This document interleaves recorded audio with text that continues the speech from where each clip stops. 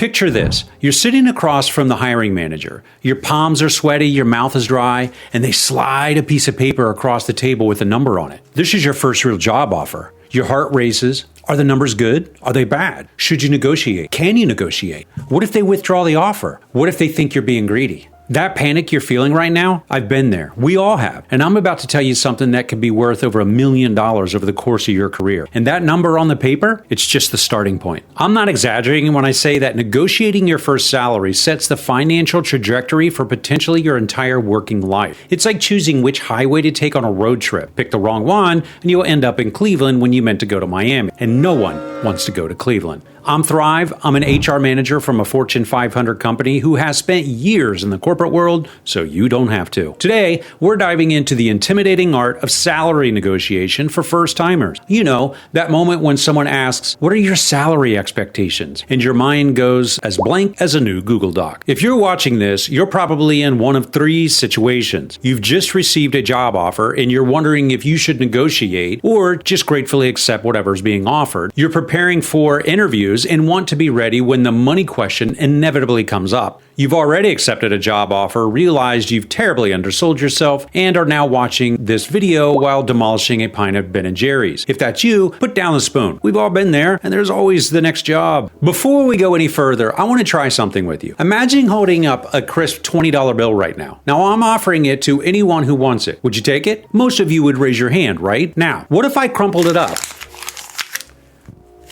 Would you still want it? Of course. Now what if I dropped it on the floor and stepped on it? It's a little dirty now, but you'd still want the $20, right? Well, here's the thing. The value of this $20 never changed despite what happened to it, and neither does your value as a professional. Throughout this video, I want you to picture yourself as this $20 bill. Companies may try to devalue you. You might even devalue yourself, but your worth, your actual value, it doesn't change. The only question is whether you're going to let someone pay less than what you're worth. I'll be coming back to this $20 bill metaphor throughout our time together, so keep it in mind. Because negotiating your salary isn't about being greedy, it's about making sure you're not being picked up at a discount. Why most people don't negotiate. So why do so many graduates and first-time job seekers accept the first figure offered? There's this weird cultural thing going on where talking about money is somehow taboo, as if asking for fair compensation is like asking a stranger their weight at a dinner party. Then there's the fear, the paralyzing terror that if you ask for more, the employer will dramatically gasp, clutch their chest, and withdraw the offer entirely. How dare you suggest you're worth more than our initial lowball offer? Good day to you, sir. Let me assure you, this almost never happens. In my years of helping people navigate these waters, I've yet to see a reasonable negotiation lead to a rescinded offer. Companies expect negotiation. It's built into their hiring budgets like coffee breaks and team building exercises. Another common roadblock is the gratitude trap. You're so thrilled someone actually wants to hire you that asking for more seems ungrateful. They've offered me a job when I have the experience of a houseplant. I should just say thank you and bring donuts on my first day. Donuts. This is where we need to make a critical mental shift. Employment is a value exchange. It's not a favor. They're not adopting you. They're engaging in a business transaction where your skills, your time, and your energy are exchanged for compensation. Rather like shopping at Target, except you're both the shopper and the merchandise. I'll never forget my first real job offer many moons ago. When they asked about salary expectations, I mumbled something about whatever is standard with all the confidence of a cat trying to swim. They offered me $25,000, which sounded like all the money in the world to someone whose previous income came from martial arts coaching and the occasional birthday check from grandma. It was only months later, during a lunch event with peers, that I discovered others in the same role had started at $35,000 to $45,000. The difference wouldn't have bought me a new Datsun 280ZX, but it would have been a difference in a nicer place to live. That was the moment I promised myself I'd never let that happen again, and that I'd help others avoid the same mistake. Research. Knowledge is bargaining power. Now, let's talk about research, the solid foundation upon which all successful negotiations are built. Going into a salary discussion without research is like going to Costco without a membership card. You'll end up leaving empty-handed and slightly embarrassed. Start with salary comparison websites like Glassdoor, PayScale, and Indeed. They'll give you a general range for the role, experience level, and location. Remember that salaries in places like San Francisco, New York, or or Seattle typically run 20 to 50% higher than in smaller cities, reflecting the cost of living and competitive job markets. But don't stop just there. Reach out to alumni from your college,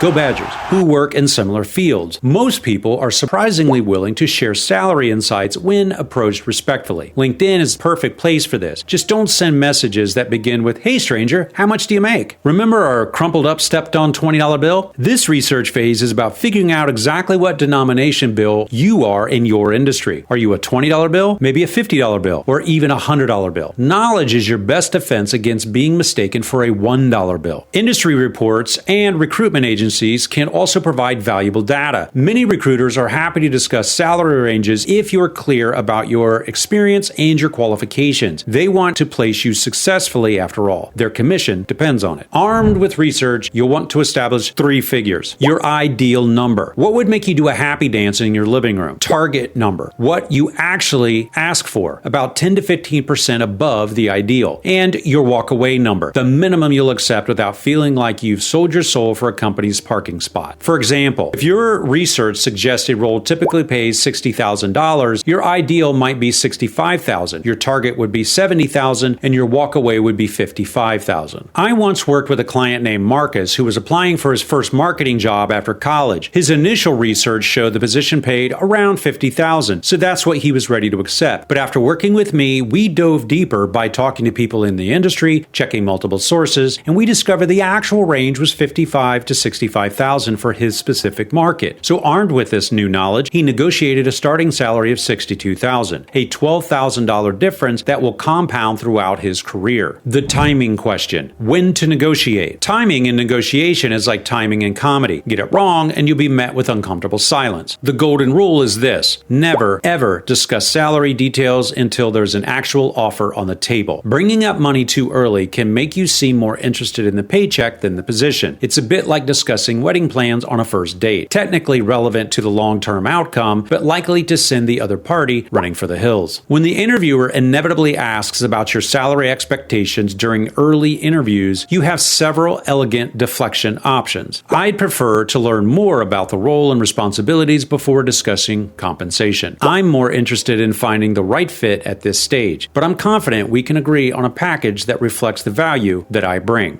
Based on my research, similar roles in this industry range from X to Y. Does that align with your budget? Notice how all of these responses avoid giving a specific number while still sounding cooperative. It's the conversational equivalent of a skilled basketball player, gracefully pivoting without losing control of the situation. Once you have an offer, however, it's negotiation time. Respond with enthusiasm about the role before pivoting to compensation. I'm really excited about the opportunity to join your team. I believe I can make significant contributions in areas X and Y and Z. Regarding the offer, based on my research and the value that I'll bring, I was hoping for something closer to your target number. Then, and this is critical, stop talking. Create a momentary vacuum in the conversation and resist the urge to fill it with nervous chatter or immediate concessions. This silence gives the employer space to respond and often results in an improved offer without further effort on your part. And remember this $20 bill? This is the moment you're asserting its true value. You're not asking for a $10 bill to magically become a $50 bill. You're simply ensuring you're not being undervalued. I coached a recent grad named Sophia who received an initial offer of $52,000. After expressing genuine enthusiasm for the role, she calmly stated her target was $62,000, then fell silent. After what she described as 10 seconds that felt like 10 years, the employer responded with $58,000 and an additional week of vacation. Not quite her target, but a significant improvement that required nothing more than the courage to ask and the patience to wait. Beyond the base, negotiating the full package. Here's where many first-timers miss a trick. Salary negotiation isn't just about the base figure. The complete compensation package often includes benefits that can significantly enhance your actual take-home value. These are things that you can consider negotiating in addition to the base. Performance bonuses, additional vacation days, flexible working arrangements, professional development budgets, early salary review dates, relocation assistance, technology allowances or remote work stipends, and student loan repayment assistance. Sometimes employers have more flexibility with these elements than the actual actual base salary, especially in larger organizations where pay bands might be fairly rigid. A company that genuinely wants you but can't budge on salary might happily offer an extra week of vacation or a guaranteed review after 6 months instead of 12. Let me tell you about an old college friend, Jamie. When she graduated with her engineering degree, she received an offer that was slightly below what she had hoped for. Instead of just asking for more base salary, she negotiated for the company to cover her professional certification costs, which were about $6,000, plus provide dedicated time during work hours to study for those. Not only did this increase the effective value of her compensation, but it also accelerated her career growth. When discussing these elements, frame them in the terms of mutual benefit where possible. For example, having the ability to work from home 2 days a week would allow me to focus on the detailed analysis aspects of the role while saving commuting time that I can dedicate to the project. Also, get everything in writing. Verbal promises of "we will review your salary after 6 months" have a curious way of vanishing into thin air when the 6-month mark arrives. A polite email confirming what was agreed protects everyone and prevents awkward, "I don't recall saying that," conversations down the line. Think of your compensation package as a meal, not just an entree. The base salary might be the main course, but the benefits are the sides, the desserts, and the drinks that complete the experience. Don't leave them on the table untouched. The confidence game, psychology of negotiation. Now let's talk about the psychological aspects of negotiation, the part that makes many of us want to hide under the covers rather than have the conversation at all. First, recognize that confidence in negotiation is less about feeling confident and more about appearing confident. Much like public speaking or attending your first day at a new job, it's perfectly fine to be nervous as long as your outward presentation is composed. I want to bring back our $20 bill here. Even if this bill is shaking with nerves, it's still worth $20. Your temporary nervousness doesn't decrease your value. A few practical tips. Practice negotiating conversations with a friend. Yeah, it feels awkward, but do it anyway. Out loud rehearsal helps prevent that moment where your brain and your mouth disconnect, leaving you saying something like, "Money more please, yes thank you, bye." Use positive, value-focused language. "I'm asking for $70,000 because my experience at X will allow me to contribute immediately to your key initiatives." Sounds much better than, "I need $70,000 because rent in this city is insane and my credit card debt is crushing my soul." Maintain perspective. This conversation feels monumentally important to you, but for the employer,